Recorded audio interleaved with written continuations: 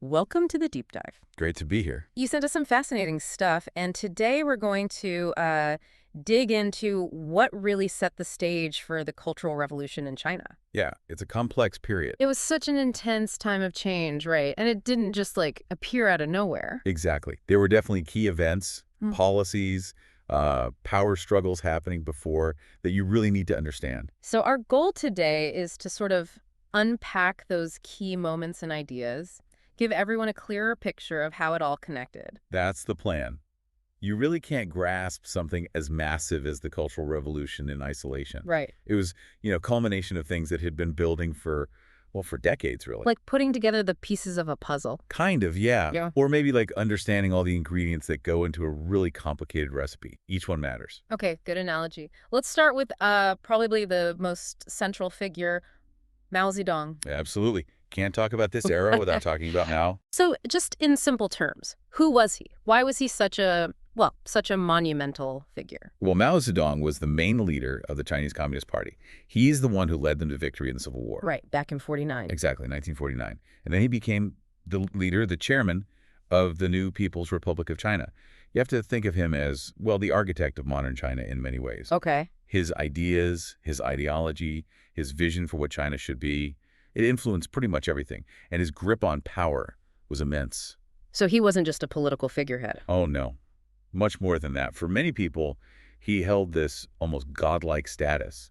Understanding his thinking and that almost unquestioning authority he had is just crucial. Got it. So his vision and power are foundational. Absolutely. Yeah. Foundational for everything that follows. Okay, so then let's talk about the Cultural Revolution itself. What was it sort of in a nutshell? It sounds pretty dramatic. It was incredibly dramatic. Yeah. Officially, it ran from 1966 to 1976, and it was a period of really intense social, political upheaval, chaos, really. Launched home by Mao. Yes. Launched by Mao, he basically came to believe that the original spirit of the Communist Revolution was being lost. How so? He felt that there were people, even high up in the Communist Party itself, who were starting to think and act like, well, like capitalists. The very thing they fought against. Precisely.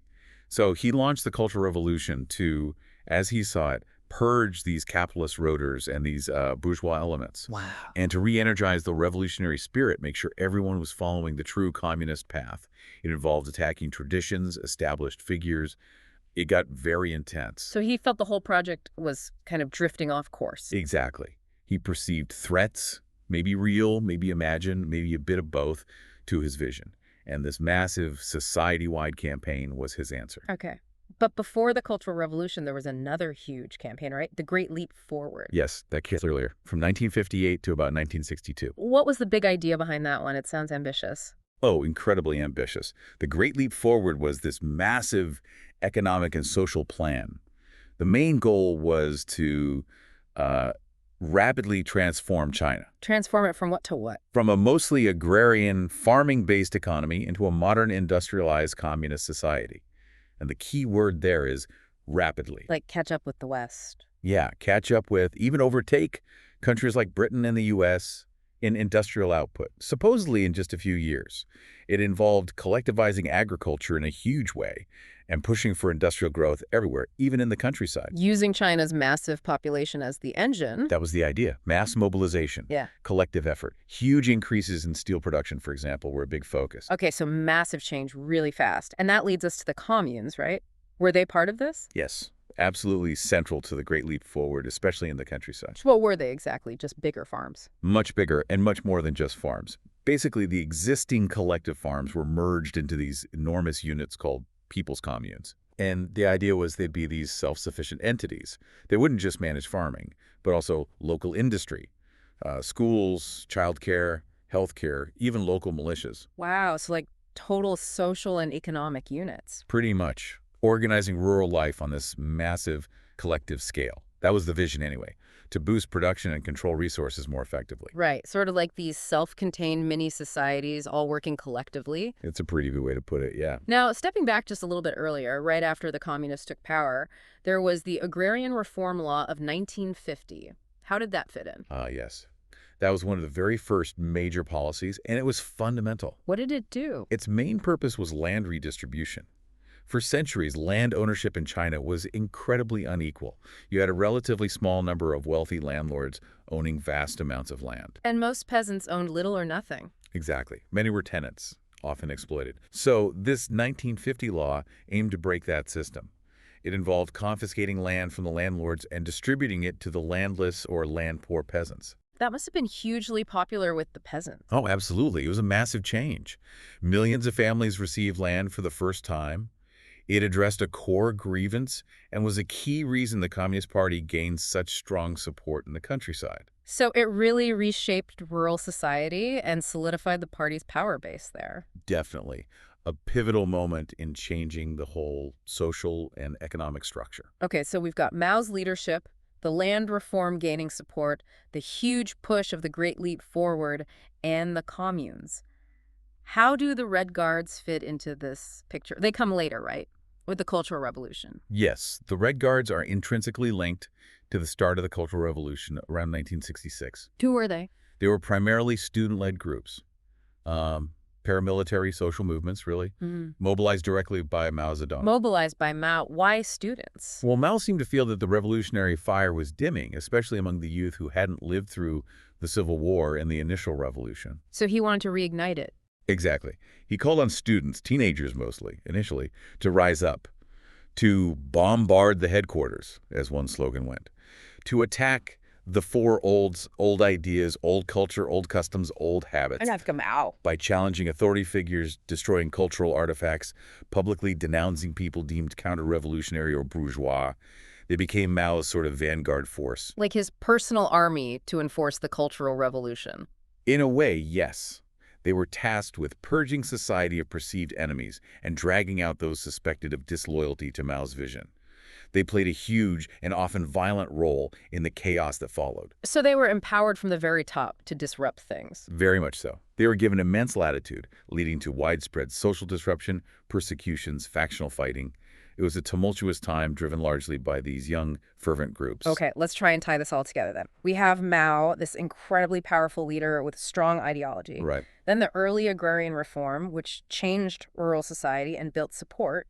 Then the Great Leap Forward, this massive, ambitious, but ultimately very disruptive economic push with the communes. Yes, disruptive and in many ways disastrous, leading to famine. That's a crucial consequence. Right, that context is important. And then, feeling the revolution was maybe stalling or being corrupted, Mao unleashes the Red Guards to purify it, launching the Cultural Revolution. That's a pretty good summary of the sequence. You see how each step kind of creates the conditions for the next. Yeah, it seems like perhaps the failures or the unintended consequences of the Great Leap Forward might have played a role, maybe created tensions that Mao felt needed a drastic response. I think that's a very important point. The Great Leap Forward caused immense hardship and famine. Millions died. This likely caused some questioning of Mao's policies, even within the party leadership. Which Mao might have seen as betrayal or revisionism. Possibly. He might have felt his power was being subtly challenged, or that others were deviating from his path. The Cultural Revolution can be seen, in part, as his way to reassert absolute control and eliminate any potential rivals or alternative lines of thought. So the combination of his ideology, the previous social upheavals, the economic difficulties from the leap, and his willingness to mobilize the youth, it all created this perfect storm. Exactly. It created this incredibly volatile landscape. Mao's authority gave his calls for radical action immense weight. The previous campaigns had already shaken up society. The Red Guards provided the manpower for the new upheaval. It all converged. The stage was well and truly set. Precisely. The conditions were ripe for the kind of dramatic, transformative, and often destructive events that characterized the Cultural Revolution. Okay, this has been really helpful in connecting those dots. So time for a little reflection. For everyone listening, think about these questions. Good idea. First, can you explain, in your own words, who Mao Zedong was and why he was so significant in China during this time? Yeah. Second, what was the main goal of that Great Leap Forward? And what were some of its key features, like those communes we talked about? Yeah, what were they trying to achieve? Third, how did that earlier agrarian reform law of 1950 really change things for ordinary peasant farmers in China? A big one for rural life. And finally, based on everything we've discussed, what do you think were some of those underlying tensions, those issues simmering beneath the surface that might have contributed to Mao later calling for something as drastic as the Cultural Revolution? Thinking about those connections is key. It's not just a list of events, but understanding the why and the how. Absolutely. Well, thanks for walking us through that complicated history. My pleasure. It's crucial context. And for you, the listener, maybe think about this. How often do we see major political or social movements today that have deep roots in decisions or events from years, even decades earlier? History rarely happens in a vacuum, does it? Almost never. Something to ponder. Until our next deep dive.